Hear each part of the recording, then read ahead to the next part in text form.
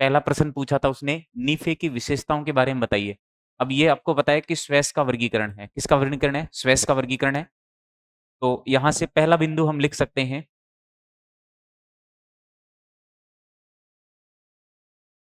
पृथ्वी की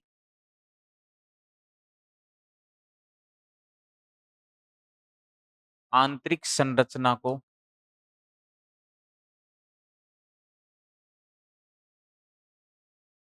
स्वेस महोदय ने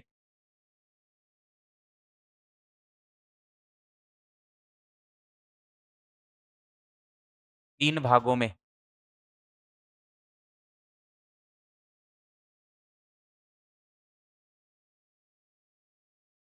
विभक्त किया है।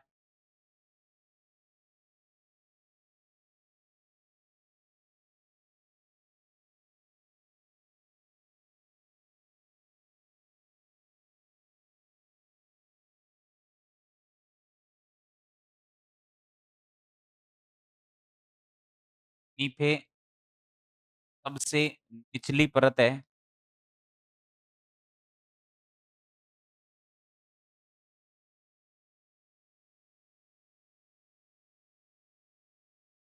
क्या 2 नंबर के लिए तो है। लाइनें तो इतनी मिलने वाली हैं।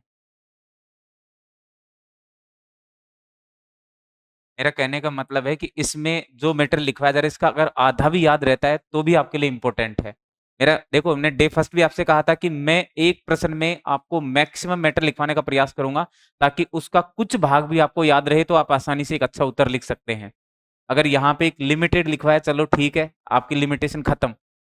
ठीक है, इसको अन्यथा ना ले, मतलब इसमें हम मैक्सिमम लिखने का प्रयास करेंगे। भाई इतना तो कम से कम इतना लिखवा दिया, उसका आधा भी याद रहे तो कम से कम आपको, जैसे मान लीजिए ये पहली लाइन आपको याद रह रही है कि भाई इस स्वेस महोदय ने जो है ना आपके आंतरिक भागों को 3 भागों में व्यक्त किया है। अब वो 3 भागों में अगर आपको नाम याद है तो अच्छी बात है, और ये जनरल बात है, इतनी तो लिख ही सकते हैं। ठीक है, फिर सबसे निचली परत है, इसका जो ध्यान रखना है, इसका जो निर्माण हुआ है, इसका निर्माण किससे हुआ है? हाँ, निकिल और फेरस। ठीक है, बात क्लियर, कोई दिक्कत नहीं है। घनत्व क्या है? सर्वाधिक है।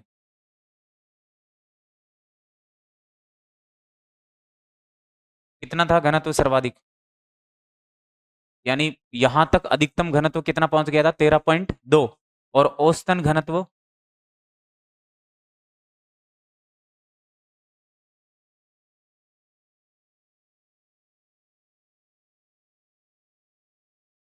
ग्राम प्रति सेंटीमीटर क्यूब।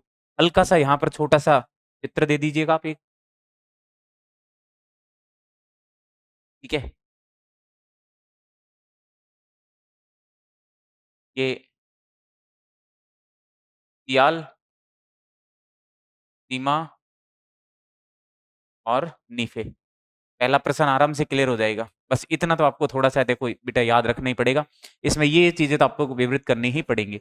अब देखो, एक तो इसमें थोड़ा सा जो मेन हमारी और आपकी और मेरे लिखने में जो अंतर आया, या तो आप इस लाइन से इस प्रकार से कि पूरी कॉपी में उसी प्रकार से लिखें।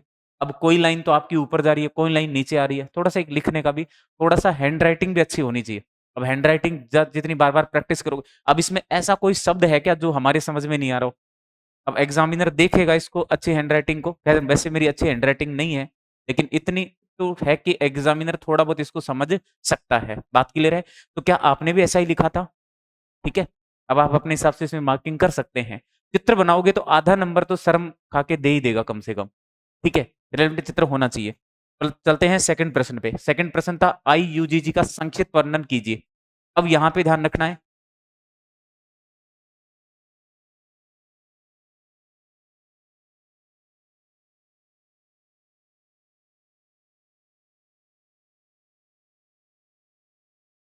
अंतरराष्ट्रीय क्या है? संस्था है।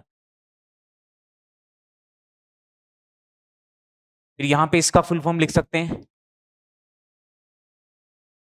इंटर नेशनल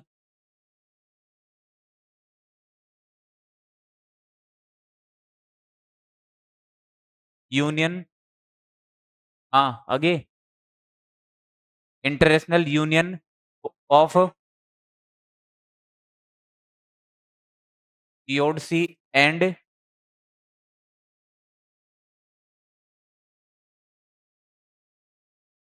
जियो फिजिक्स। मुख्यालय कहां पर इसका?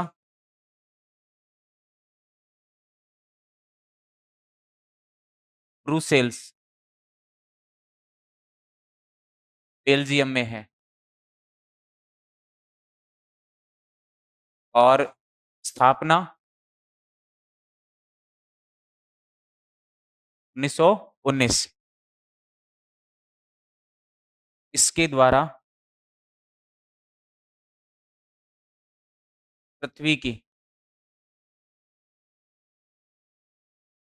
आंतरिक संरचना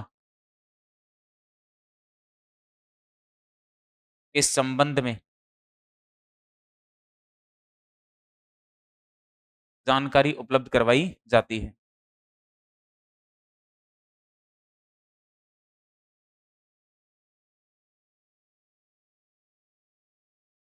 इसमें चित्र कोई मेंशन होगा नहीं किसी प्रकार का कि भाई आप उस IUGG का कोई चित्र बना रहे हो, ऐसा चित्र है ही नहीं, ठीक है। सेम आपने भी ऐसा ही लिखा होगा।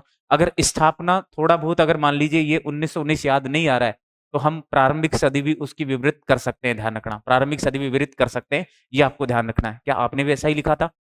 बढ़ते हैं तीसरे प्रश्न पे। पृथ्वी की आंतरिक संरचना को समझने के लिए जो अप्राकृतिक साधन है, उनका हम यहाँ पे क्या कर सकते हैं? विवरण कर सकते हैं। अब अप्राकृतिक साधन कौन-कौन से हैं? ताप है। दूसरा कौन सा है? दाब। दाब के साथ साथ क्या है? घनत्व। ये आपको याद रखने। अब आपको पता है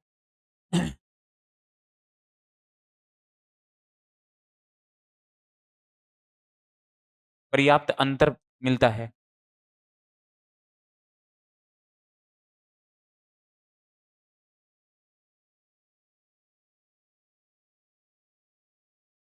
प्रति 32 मीटर की गहराई पर।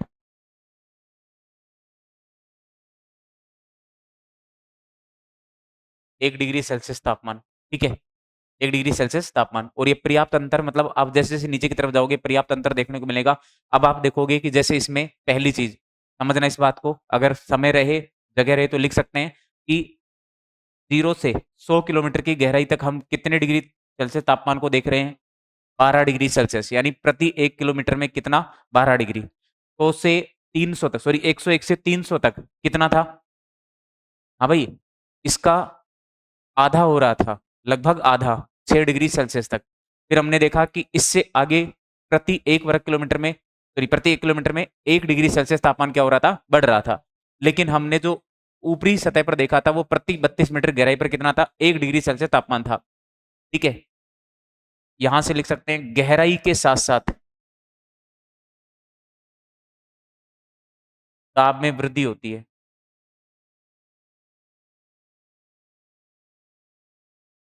अब देखो, ये वैसे तो केवल आपको नाम ही याद होने चाहिए। बेसिकली तो नाम ही और इनके बारे में लिख सकते हैं। गहराई के साथ-साथ घनत्व में भी वृद्धि होती है। में भी वृद्धि होती है। न्यूनतम कितना था? 2.2 ग्राम प्रति सेंटीमीटर क्यूब। औसत कितना था? औसतन कितना था? 5.5 ग्राम प्रति सेंटीमीटर क्यूब, ठीक है। सर्वाधिक घनत्व कितना था? 13.2।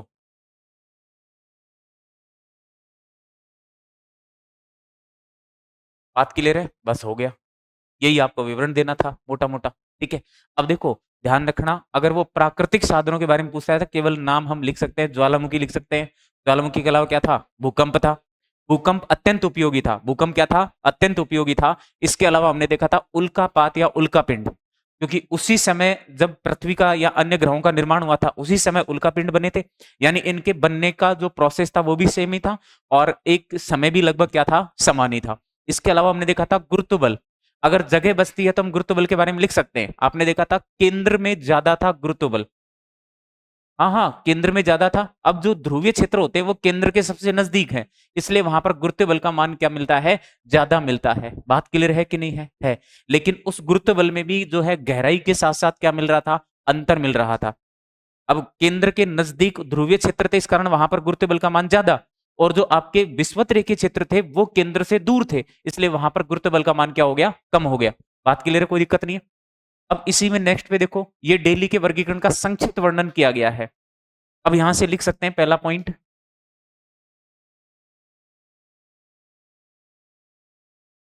इन्होंने 5 भाग बताए हैं। कितने भाग बताए गए हैं, 5। अब यहां पे देखो 5 भागों में आप लिख सकते हैं, नंबर 1। हाँ भाई, स्थल मंडल। कितने से कितने तक स्थल मंडल, 0 से 100 किलोमीटर। ठीक है, 0 से 100 किलोमीटर। अब आप देखिएगा इस स्थल मंडल के अंदर जो मेन रूप से देखी गई थी, यहाँ की चट्टानें कैसी थी, थोड़ा कठोर चट्टानें थी। और आपने देखा था कि यहाँ इसका जो निर्माण हुआ है ना, ग्रेनाइट प्लस बेसाल्ट दोनों प्रकार की चट्टानों से हुआ है। तो हम लिख सकते हैं प्लस बेसाल्ट चट्टानें, यानी नई प्लस पुरानी चट्टानें हैं। अब ज्यादा बताने की जरूरत नहीं कि भाई नई कहां पर है, नई महासागरीय क्षेत्रों में है और पुरानी महाद्वीपीय क्षेत्रों में। बात क्लियर, कोई दिक्कत नहीं है। अब सेकंड हमने देखा था, इसमें कौन सा था, दुर्बलता मंडल। दुर्बलता मंडल, गहराई कितनी थी, यानी लगभग 400 किलोमीटर तक, यानी 101 से 400 किलोमीटर तक। यहां पर मैग्मा की अधिकता, मैग्मा की अधिकता, तापमान तो ऑटोमेटिक रहेगा। तापमान कितना था अधिकतम,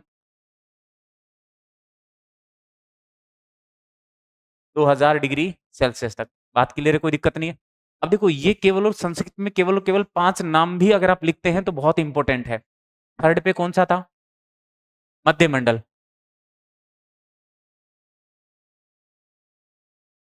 कहां तक था ये, 2900 तक था। ठीक है, इसकी चट्टाने पूर्ण, आप पूर्ण प्रावर्तित चट्टाने थी, या पूर्ण जो है आपके कायांतरित, यानी कठोर चट्टाने।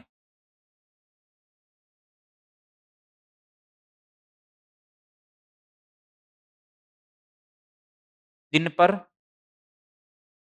ताप व दाब का कोई प्रभाव नहीं पड़ता।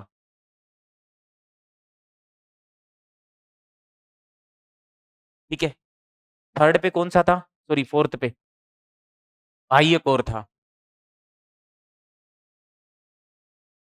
बाह्य कोर, बाह्य कोर को क्या आपने पृथ्वी का ऊर्जा गृह कहा था, वहीं से ऊर्जा रिलीज हो रही थी। ठीक है, गहराई बताइए, 50। पृथ्वी का ऊर्जा गृह। ठीक है, नंबर 5 पे कौन सा था, आंतरिक कोर।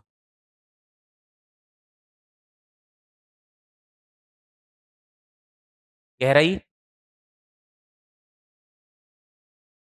6300 कहते हैं ना, कठोर चट्टान, कठोर चट्टान। यहाँ पे छोटा सा चित्र बना देंगे इस प्रकार से, ताकि चीजें अच्छे से क्या हो जाएं, क्लियर हो जाए। देखो 5 भाग बनाने हैं छोटे छोटे, आराम से बना सकते हो।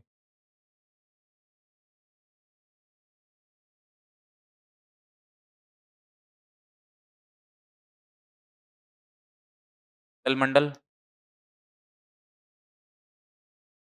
दुर्बलता मंडल, मध्य मंडल, बाह्य कोर,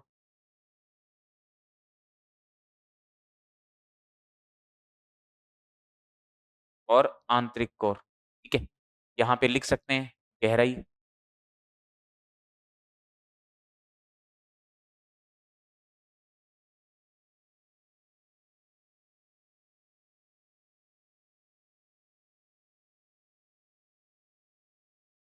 अब इतना तो याद रखना ही पड़ेगा छोटा-मोटा तो, ठीक है? तो ये आराम से आप लिख सकते हैं। बताइए कोई समस्या आएगी क्या? ऐसा ही आपने लिखा था क्या? सही बताना किस-किस ने अब एक बार वापस देखो ध्यान देना, अपन ने कितने प्रश्न लिख लिए? 4 प्रश्न। 4 प्रश्नों में लगभग-लगभग आंसर ऐसा किस-किस ने लिखा था? कोई नहीं, नहीं लिखा गया कोई दिक्कत नहीं है, ठीक है? यानी अब तो लिख सकते हैं, अब एक क्राइटेरिया तो आ गया मतलब कम से कम इतना तो लिख सकते हैं ऐसे तो। और अब अगले प्रश्न पे चलते हैं, अंतिम प्रश्न है। जी, क्या हो गया? हाँ, हाँ। वो भी कर सकते हैं, वो भी कर सकते हैं, जो आपको उचित लगे। पर इस तरीके से आप लिखोगे ना थोड़ा-सा, तो उनकी विशेषताओं के बारे में थोड़ा-थोड़ा लिख दोगे, चाहे विशेषता में एक ही पॉइंट डाल दो मतलब। हुँ, हुँ। फिर चित्र में थोड़ा दिक्कत आएगी, चित्र बनाने में, क्योंकि इसमें स्पेस थोड़ा कम है। चित्र बनाने में थोड़ी दिक्कत आएगी ताकि इस प्रकार से आप विवृत कर दोगे, 5 भाग बताए हैं और 5 भाग भी नहीं लिखो, 1 लाइन और अगर यूटिलाइज़ करना चाहो, तो डायरेक्ट लिखना स्टार्ट कर दो, ठीक है? इनके अनुसार खत्म। स्टार्ट लिखना सीधा स्टार्ट करो कि भई ये इन्होंने बताया है खत्म कहानी, ठीक है? तो यूटिलाइज़ कर सकते हैं जगहों का, ठीक है? अभी यहाँ पे लिखना चाहते तो 1 लाइन और लिख सकते थे, लेकिन हमारे पास इतना सफिशिएंट समय नहीं है, ठीक है? चलना। अब देखो ये पृथ्वी के आंतरिक भागों में पाई जाने वाली असमानताओं के बारे में आपको बताना है, ठीक है? तो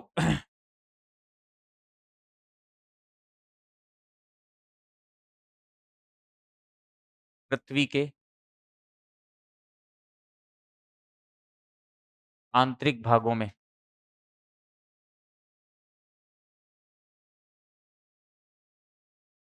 गहराई के साथ-साथ ताप, दाब, घनत्व,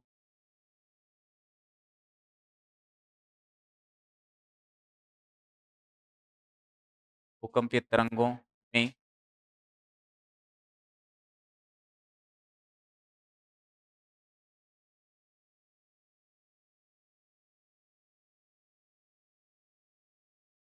देती है, ठीक है? अब यहाँ पे आप लिख सकते हैं उन सभी असमानताओं को, ठीक है? पहले एक साइड में छोटा-सा चित्र बना दीजिएगा ताकि वो असमानताएँ आपको समझ में आ जाएँ, ठीक है? देखो, यहाँ पे ये पूरा का पूरा भाग किसका था? ये क्रस्ट का था, ये किसका था? अरे मेंटल का था, किसका था? मेंटल का। अब इसके भी 2 भाग थे और इसके भी 2 भाग थे, तो इसके भी कितने भाग थे? 2 भाग थे। अब आपने देखो इसमें आपने देखा था ये कौन-सा था? ऊपरी भूपरपट्टी, ठीक है? निचली भूपरपट्टी, ठीक है? ऊपरी मेंटल, निचला मेंटल, निचला मेंटल, हाँ भाई, बाह्य क्रोड, बाह्य क्रोड और आंतरिक क्रोड।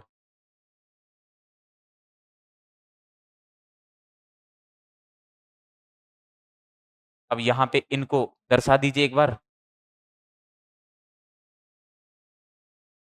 कितनी है? 5 है। तो सबसे पहले कोनार्ड, मोहो, हाँ भाई, रेपिटी, गुटेनबर्ग और लेहमन। वैसे इधर लिखने की आवश्यकता नहीं है, जगह है तो लिख दो, बाकी उधर समझ जाएगा एग्ज़ामिनर किन-किन के बीच में कौन-कौन सी हैं। जैसे बात करूँ कोनार्ड, किन-किन के बीच में है? अरे ऊपरी क्रस्ट और निचला क्रस्ट, ठीक है? सेकंड कौन-सा आता है? मोहो, मोहो किसके बीच में है? निचला क्रस्ट प्लस ऊपरी मेंटल, ठीक है? फिर कौन-सा है? रेपिटी, रेपिटी किसके बीच में है? ऊपरी मेंटल प्लस निचला मेंटल, ठीक है?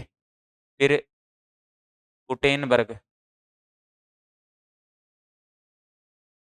निचला मेंटल प्लस ए भाई एक और, ठीक है। और अंतिम कौन सा बचता है, लेहमन। लेहमन किसके बीच में है, भाई ए और प्लस ए आंतरिक कोर, ठीक है। चलो अब ये आपका आराम से हो जाएगा उत्तर अच्छे से, ठीक है। अब इसको क्या आपने पांचों को इसी प्रकार से लिखा था, ठीक है। हाँ